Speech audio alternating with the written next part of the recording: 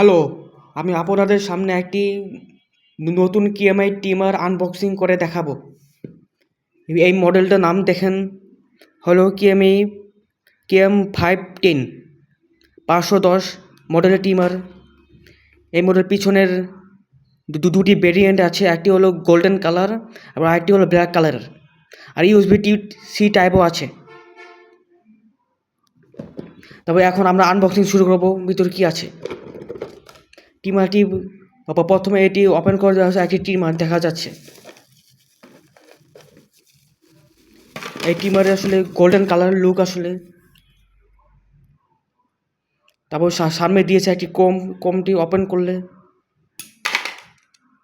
তারপর trimmer open করি। একটি এলসিডি ডিসপ্লে দিয়েছে একটি, এর সাথে রয়েছে একটি এলসিডি ডিসপ্লে আর দিয়েছে একটি USB type C charger port. তারপর সামনে ব্লেড দিয়েছে স্টেনলেস স্টিলের, আর খোদাই করে কেএমআই লেখা আছে। তারপর দেখি যে বাক্সের ভিতরে কী দিয়েছে।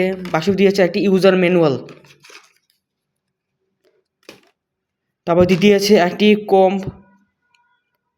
একটি, তারপরে দুইটি, তারপরে তিনটি, তারপরে চারটি দিয়েছে। এই কমগুলোর মাধ্যমে বিভিন্ন সাইজের স্টাইল কাটিং করা যাবে। আর দিয়েছে একটি ওয়াইল ব্রাশ, ওয়াইলের বোতল এবং একটি কেবল, ইউএসবি টাইপ সি কেবল। তারপর একটি ব্রাশ দিয়েছে, এটা ক্লিন করার জন্য দিয়েছে একটি। এটি হলো আজকের আনবক্সিং ভিডিও।